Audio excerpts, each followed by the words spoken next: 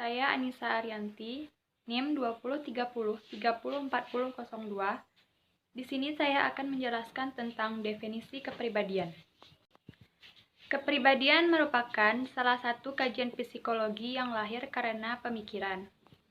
Dengan kata lain, kepribadian adalah sifat dalam diri atau kejiwaan, yaitu kualitas sifat pembawaan dari diri seseorang atau perangai khusus yang membedakan suatu individu dengan individu lainnya. Kepribadian sangat perlu dipelajari karena kepribadian sangat mempengaruhi dengan lingkungan sosial dari seseorang tersebut. Sekian penjabaran kepribadian dari saya. Wabillahi taufiq wal hidayah. Wassalamualaikum warahmatullahi wabarakatuh. Faktor-faktor yang mempengaruhi kepribadian. 1. Menurut pandangan Lewin tahun 1951, munculnya perilaku pada diri seseorang ditentukan oleh dua faktor. 1.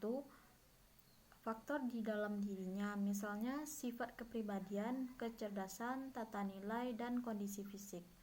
Yang kedua, faktor di luar dirinya, yakni segala sesuatu yang ada di lingkungan seperti peralatan, cuaca, orang-orang di sekitarnya. Kedua variabel dalam diri dan di luar diri saling berpengaruh satu dengan lainnya. 2 faktor-faktor yang mempengaruhi perkembangan dan kepribadian itu dibagi sebagai berikut.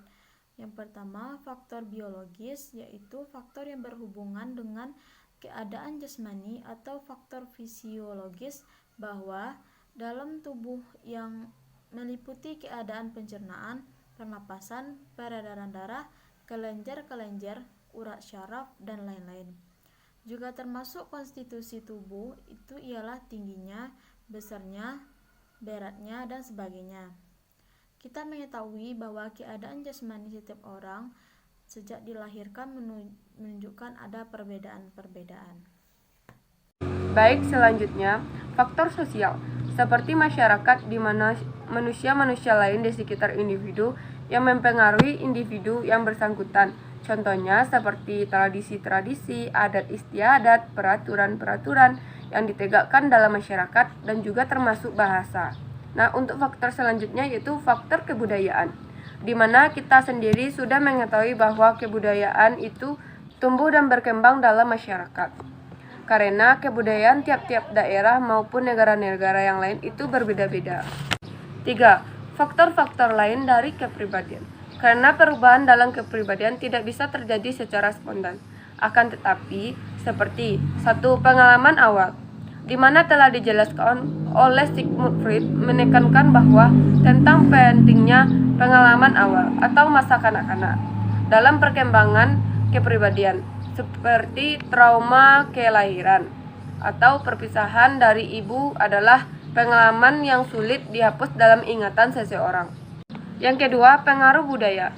Dalam menerima budaya, anak mengalami tekanan untuk mengembangkan pola kepribadiannya yang sesuai dengan standar yang ditentukan oleh budayanya sendiri pada masing-masing daerah. Nah, yang ketiga, kondisi fisik. Kondisi fisik mempengaruhi langsung maupun tidak langsung terhadap kepribadian seseorang, karena kondisi tubuh menentukan apa yang dapat dilakukan dan apa yang tidak dapat dilakukan oleh seseorang. Teori kepribadian. Yang pertama, teori kepribadian Freud.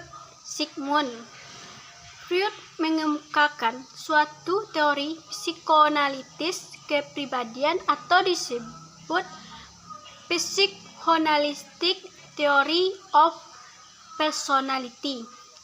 Teori tersebut dianggap sebagai landasan dari psikologi modern.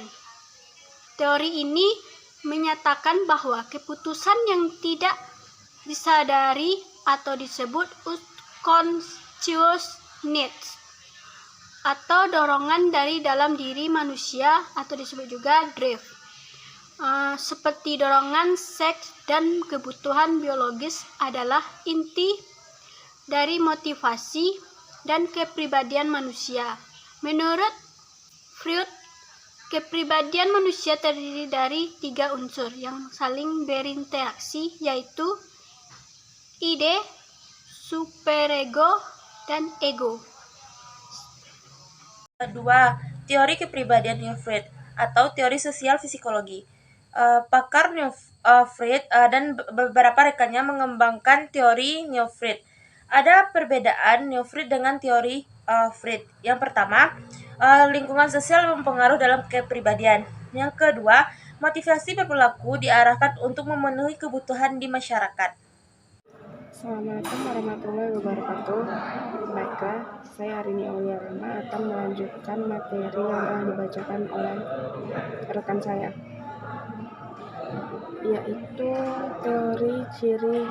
Teori ciri mengklasifikasikan manusia ke dalam karakteristik atau sifat atau cirinya yang paling menonjol.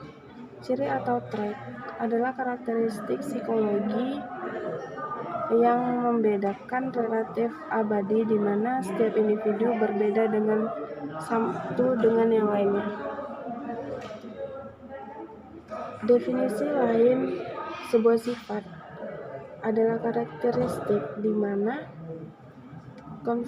satu orang berbeda dari orang yang lainnya dengan cara yang relatif permanen, dan dapat disimpulkan bahwa trait adalah sifat atau karakteristik yang membedakan satu individu dengan individu yang lain yang bersifat konsisten dan permanen.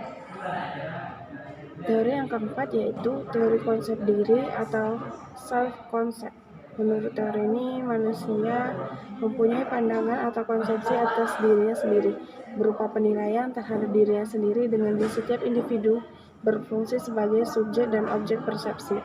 Menurut Mowen, konsep ini merupakan totalitas pikiran dan perasaan individu yang mereferensikan dirinya sebagai objek. Konsep diri disebut pula sebagai citra diri atau persepsi tentang diri yang sangat berkaitan dengan kepribadian. Teori konsep ini memandang pada setiap dirinya yang sebenarnya atau actual self. Dan suatu konsep tentang konsep diri berkaitan erat dengan dua konsep kunci teori kepribadian psikoanalitik, yaitu ego dan superego. Karena ego merupakan refleksi atau realita ditentukan oleh sesuatu yang seharusnya, dan karena itu merupakan suatu refleksi dari ide yang sah. Itulah dari saya. Assalamualaikum warahmatullahi wabarakatuh.